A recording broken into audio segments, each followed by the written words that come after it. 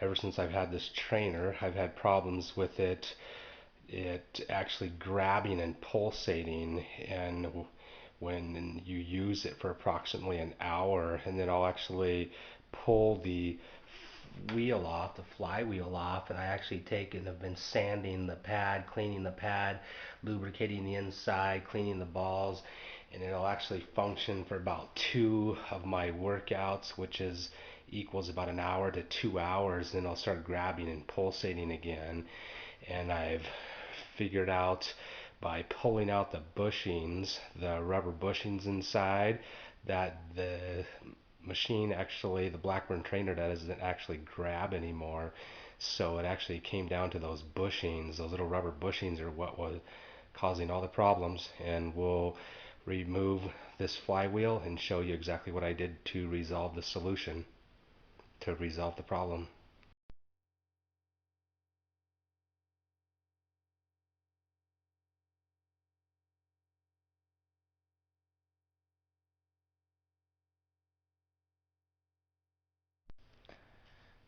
This is Chris in Boise, and in this video we're going to be showing you how to resolve the pulsating and grabbing issues with the Blackburn Ultra Track Stand Trainer.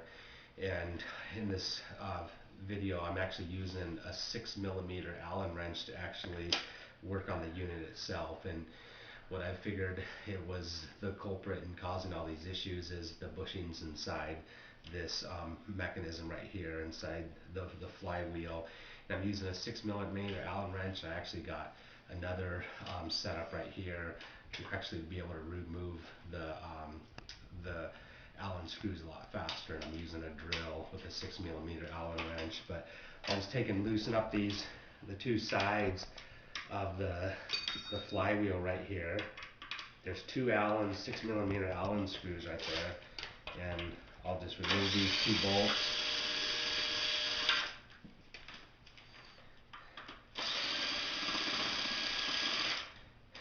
And just remove these two bolts right here, and I'll just set them aside. This is just a plastic fan cover, protective cover, and then this thing, the flywheel. So once I've removed the flywheel mechanism itself, there's this bushing that comes off right here. I'm going to take that off first. The flywheel, the brake pad comes off, just lifts off, and that's the actual brake pad, the disc brake pad right there. There's a spring in between them. The small end goes on first, the large end will go up against the brake pad. Then you're going to hold this thing down, lift the flywheel off. This is a pretty heavy flywheel with a bearing in it. Inside that flywheel is 3 steel balls, and the steel balls right here are used actually on the inner side will actually create more resistance. On the outer side will create less resistance. So if you actually wanted to create less resistance on your trainer too, you can pull this thing apart, put the balls on the outside, or put them on inside more resistance, outside less resistance. So I remove those steel balls. I'm going to take a rag, I'm going to make sure those steel balls are pretty cleaned up. And then this is the culprits right here, these little rubber bushings. You pull these little rubber bushings off right here, and I've done everything possible lubricating those bushings with multiple different types of lubricants, silicone based lubricants, automobile bearing grease lubricants, marine lubricants. Nothing seems to stop the thing from grabbing and stuff. So I've actually removed those bushings now. Just want to make sure everything's clean right here. Now I'll just take those steel balls, put those steel balls, and I actually use them on the inside because I do a lot of sprint training on my trainers. So I put them on the inside right here to actually create more resistance. Now I'm going to put my flywheel, hold it up here, rotate it till it slides on. Then you're going to take your spring, put the spring small end on first, large end, then put your flywheel, the brake pad back on. Prior to putting this brake pad back on, I would just take some sandpaper, sand it, and then I actually clean it with brake cleaner just to make sure it's nice and clean. And it's good to, once a year, to actually pull this thing off and clean it out. Get all the brake dust off of it. Now just hold that down. You're going to put your bushing There's a small end, large end. You want to put the large end on, and it's got a flat spot that you'll put it on. And then now that you got it together, just hold it together and you'll see flat spot, and the flat spot's going to slide in on both ends of your wheel itself. Now it's on. Now we're going to take and put the dust cover back on, and I actually don't even keep this thing on because I take and clean my trainer probably about once a month, once every 2 months. So I actually just leave this thing off. But we'll just show you. We'll put it back on here.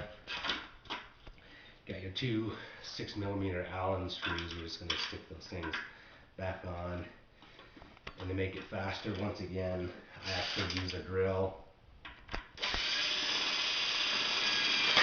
And I use a drill because I'm actually taking it apart and cleaning it quite often. But now that those 3 bushings are removed, the trainer actually doesn't grab or pulsate at all anymore.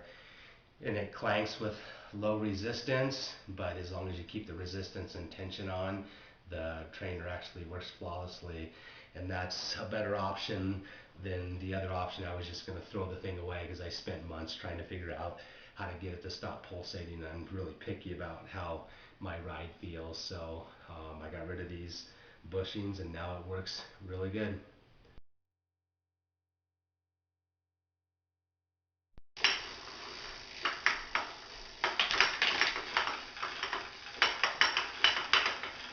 Once the bushings are removed off the trainer, if there's no resistance on the trainer, you can hear the clanking sound, and the bushings are actually resolving that clanking sound and keeping the 3 pins from banging on the holes that the pins go into.